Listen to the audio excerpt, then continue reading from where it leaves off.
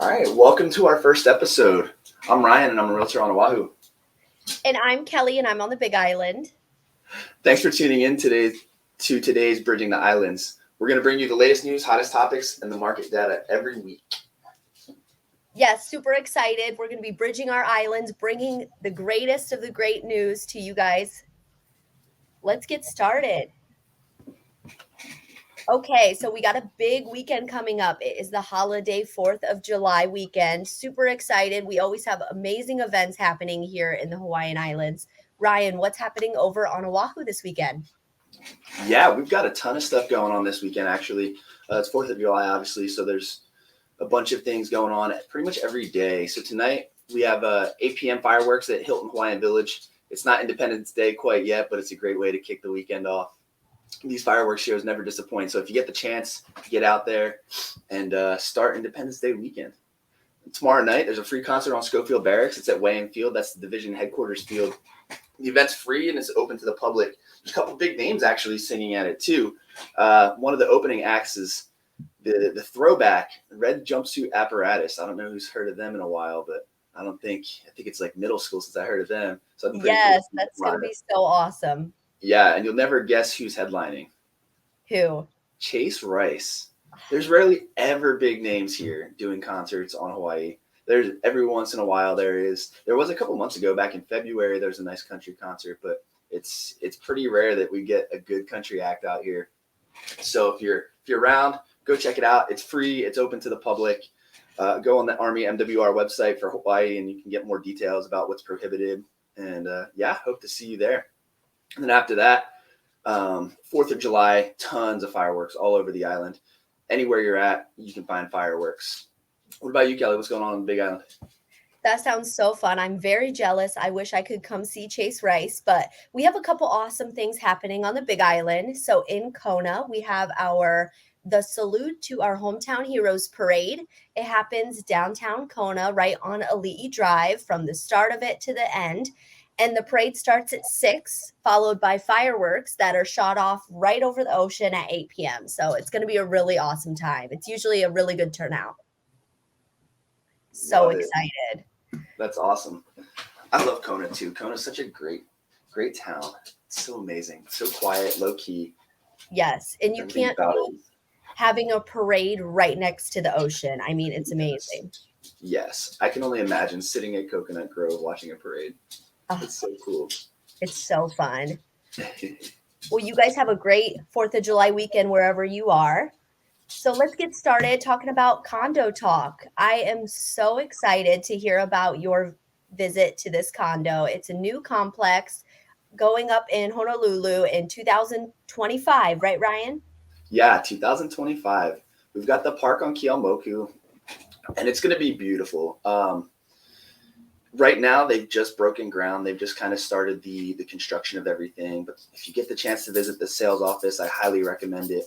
It looks right out over where they're developing, so you get to see it from square one from that sales office. But they've got a mock-up in the sales office too that kind of lays out the entire structure of the park. And it's going to be a two-building park, or it's going to be a two-building development. You've got 2 towers. You've also got some commercial space, plenty of parking, and a huge park. And they're talking about the potential of a dog run on the back end too. That hasn't quite been planned for just yet, but it's in the talks and there's room to do it. So it's super exciting.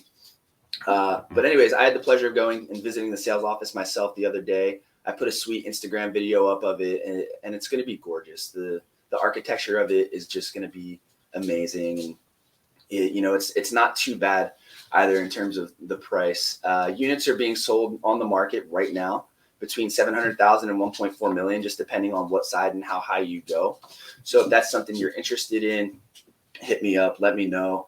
The units are beautiful. And again, it's new construction. New construction is going to be one of the best investments that you can make in Hawaii. Everybody wants to buy the newest possible thing they can. So if you can get in on something that's new construction, it's a great idea. I highly recommend it. Even the HOAs are not going to be too bad. Looking at the HOA and the maintenance fees, we're looking at anywhere between 82 and 88 cents per square foot. as of right now. That's what the community is planning for. So realistically, when it's compared to other condos, you could be looking at over $1. It's not that bad, not too bad at all.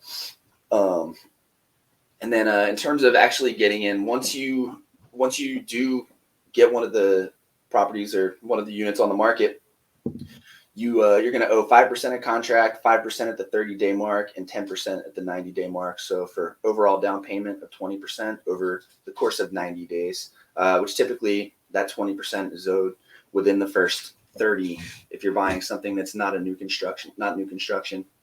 But yeah, for this one, that's the laydown for that.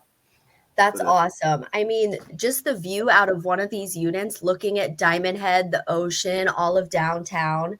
I mean, that's amazing. And for only, would you say 80 cents per square foot for that HOA and those amazing amenities? I mean, why not go for a new build condo? Yeah, it's amazing. I love it. Not to mention the luxury of living in something brand new. It's so nice. The modern feel of everything is just so amazing. Yes. And how far away is that from the water? Oh man, a couple minutes. You could ride a bike. You could definitely ride a bike. It's not far. Yeah, it's pretty the closest thing to the water, but it is not far off the water. You don't get waterfront views. There are a couple buildings that are kind of impeding that, and a lot of the units that do have waterfront views are already, or at least ocean views, they're already sold, already accounted for. But everything else is still, or not everything else, but a lot of other units are still on the market if you act pretty fast. That sounds amazing. Fantastic. Well, thanks, Ryan, for giving us a little lowdown on that new build condo. Ryan is going to be your Oahu guy. So if you guys have any questions on that, shoot him an email. We're going to put all of our descriptions below. And now we're going to bring on Larry. He is a lender, and we're going to get a little talk about this week's hot topic, which is the market shift, right? We're all hearing about it. Is a recession coming? Does a recession equal a housing crash? Is the housing going to crash like it did in 2008? So we're going to bring in a lender to get his perspective. Ryan? Yeah, so we got Larry Gonzalez today. He's a senior loan officer with Aligned Mortgage, and he's one of the top loan officers here in Hawaii. And Larry, correct me if I'm wrong, aren't you probably the number one or number two VA loan officer in the entire Hawaiian island chain? Number one. Number one. There it is. Yeah. How's it going today? How's the surf? You know what? I didn't make it out there this morning. Still kind of taking a break due to the sewage spills last week. So, man. Hopefully that gets just playing it safe. Just playing it safe. No, I feel you. All right. Well, everybody, Larry's here to expand a little more on the shifting market. We know markets don't shift just out of thin air. They're always a result of a cause and effect relationship. And Larry's going to give you more on that. So, Larry, without further ado, the floor is yours. Oh, well, thanks. So, from January to now, we've seen a huge change in interest rates. Inflation was going up really from about this time last year to this year. It's gone up astronomically. The people who control inflation or have the most control on inflation really is the Fed. The Fed, they that's one of their jobs is to measure inflation and to keep inflation, and their goal has been at 2%. And for much of COVID, we actually had a hard time reaching that 2% inflation rate. But over the summer, they kind of lost control. We were injecting all this money into the economy through stimulus and whatnot. And inflation started to rise, and then in the winter it just took off. And so now, instead of being at our goal of 2%, we're at 8.6%. And when inflation goes up, the cost of everything goes up, to include the cost of borrowing money to buy a home. So a lot of people, you hear when Fed last month, I guess it's last month now, 1st of July, they raised the Fed funds rate by 75 basis points. And I got a lot of people saying, "Hey, Larry, well, you just raised interest rates 75 basis points, or three-quarters of a point." I'm like, no, it's not the same. And actually, what that has done over the course really of the last couple of weeks, the Fed raising the Fed funds rate is actually one of the reasons why interest rates have actually gone down from a couple weeks ago. Matter of fact, today, I know for VA, we are squarely below 5% in our interest rate. So we haven't been there. I mean, we were a couple weeks ago, we were talking about maybe going up to 6%. So, um, and that is in large part because the the Fed raising the Fed funds rate. Also, we had an inflation report that came out yesterday that wasn't as bad as it was projected to be, and I think that news has really helped us. But also with that inflation report, a lot of people, there were a few other reports coming out that are leading folks to believe that we are going into a recession. All right. And so one of your questions was, are we going to have a housing market crash like 2008? Does a recession mean housing prices are going to tank? Well, I'll answer the latter first. In a recession, typically, and if you look at all the recessions that we've had over the last 30, 40 years, housing prices have actually in a recession gone up, with the exception of 2008, 2009. And that recession was caused by the housing market because we were given money. If you could fog a mirror, you could get a loan. If your dog was breathing, you could get a loan. So really, there's a lot of bad loans. And also, there's a huge difference in supply and demand from then to now.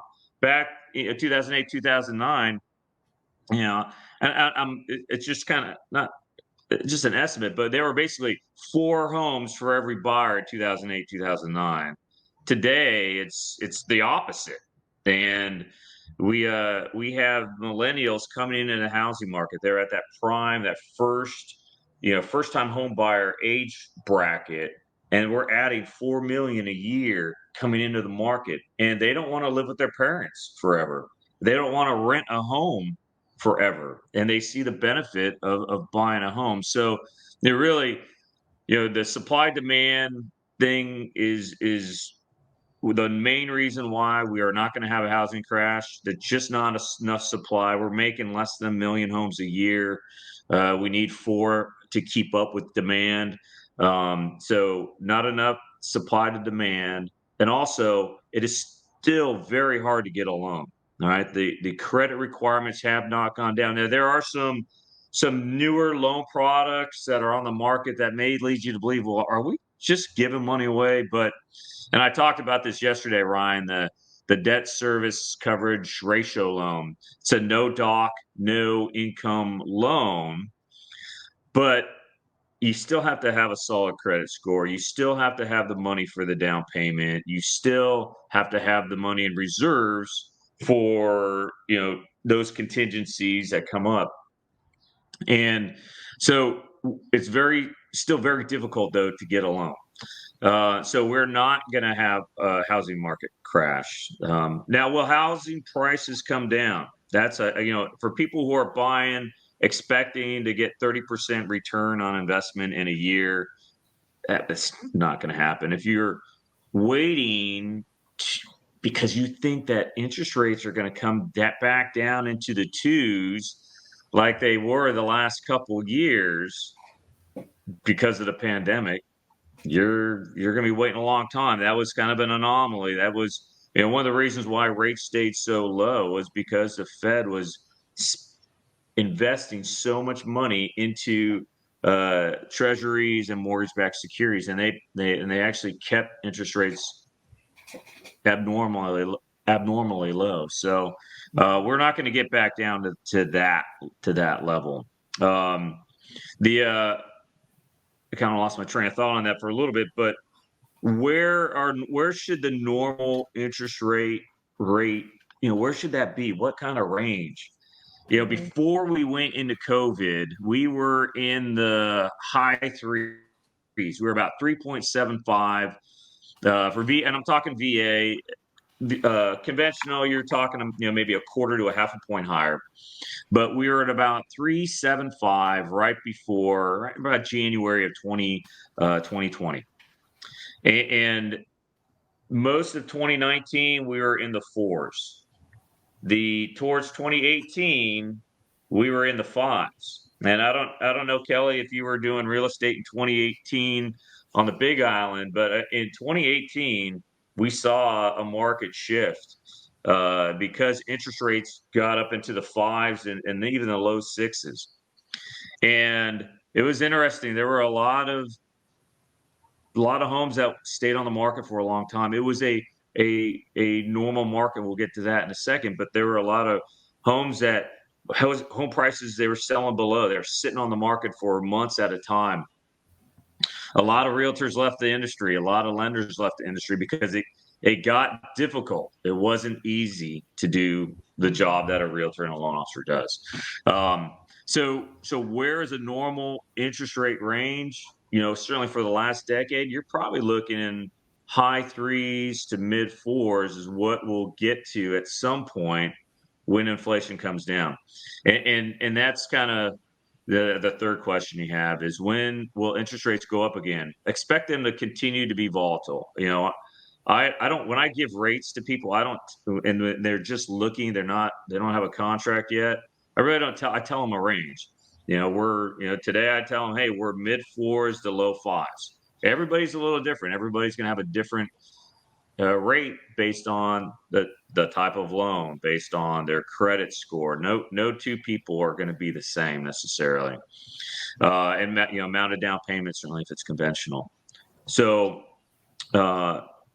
rates are going to go up, I think, but they're going to come back down, and we're starting to see that now. I think they went up way too fast, too quickly. A lot of overreaction, and that really has kind of put the brakes on the housing market. Although we haven't seen that in any of the housing appreciation reports. Ryan, you get my reports every week, and we just had the April Schiller Home Price Index report, and it's always 2 months behind, but 20% appreciation across the nation year over year. That's not sustainable. We're going to get back down to probably around 6%, 6 to 10% appreciation this year in Hawaii, which is pretty normal. That's a great investment, right? But I expect in the meantime, over the next couple months, rates to kind of go up and down, ride the sine curve. But I tell my clients to say, just put your seatbelts on. It's gonna be a ride. But overall, as inflation starts to come down, expect interest rates to come down as well. And then the normal market. Tony and I, or excuse me, Ryan and I, we had with Ryan's brokerage, we had a meeting at our office, and we were talking. His boss and I were talking about a normal market, and a normal market is where you don't have 30 or 60 offers on a home. You're not going $100,000 over asking. You're kind of going at or around asking in a fair price based on the comparative market analysis, maybe a little lower, but sellers are going to have to. Well, a second.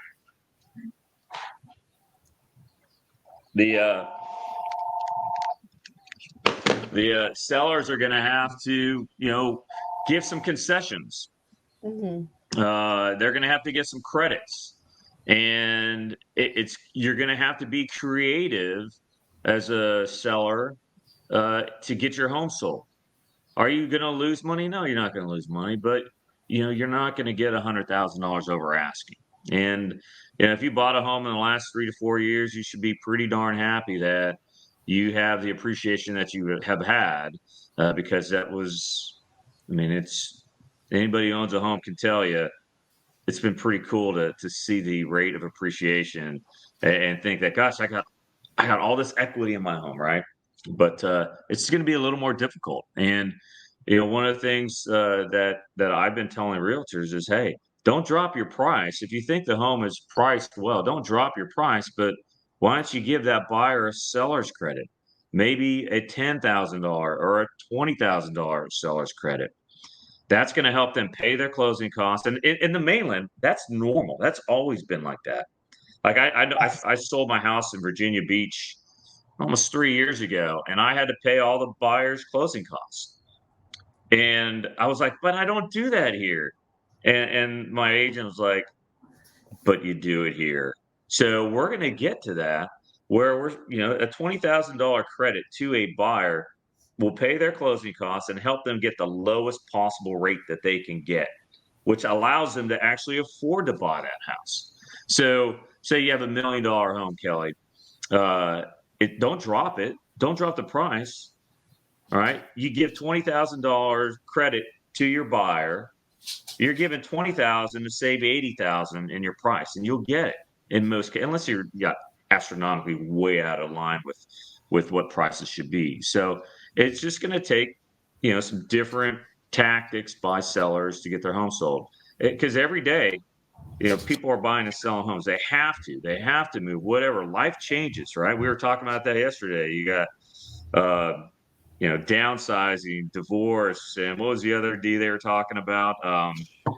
Oh, geez, I can't remember. But these things that cause you to have to move, right? So yes, great yeah. information, Larry. Thank you. That's absolutely, and it's so good to get a lender's perspective on. Everyone feels this market shift coming, and really, what it turns into is we're just having to be a little bit more creative when selling our properties. Are you seeing that, Ryan? What's it like over there in Oahu with this market shift, and what are you seeing actually happening? Yes, honestly, the same stuff. We're seeing more properties on the market.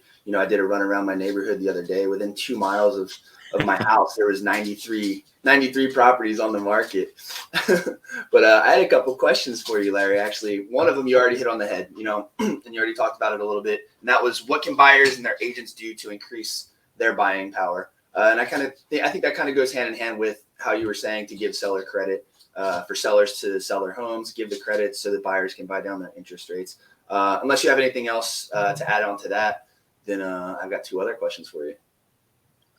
No, I think for buyers who are scared by the high rates, and certainly it's not the rate. No, most people forget the rate they have. I can't remember the rates that I've had on my homes, but I remember my mortgage payments because I see that every month, right? I make that payment, and it's always done, automatically.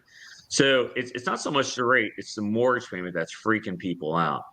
And every home that I've ever bought, all right, your first rate is not your last rate. Every home I've ever bought, I've refinanced and lowered my rate and made my mortgage payment much more, digestible, if you will. Like they say marry the house and date the rate. Yes, exactly. That hit on my third question that I was going to have for you. A wise old man who apparently still has a landline once told me your first rate isn't your last. So I was going to go into that, but you already hit it. You already hit my third question. And then I heard that landline. I was like, is that a landline? That's a landline. I was like, what? Yeah, you know what? Yeah, with my house, we get free phone service, and that's how I let people in. But you get all these robocalls during the day, so I'm usually not here. But whatever, yeah. That's hilarious. I'm old. Right? Seriously, about to be a grandfather, right? Yep.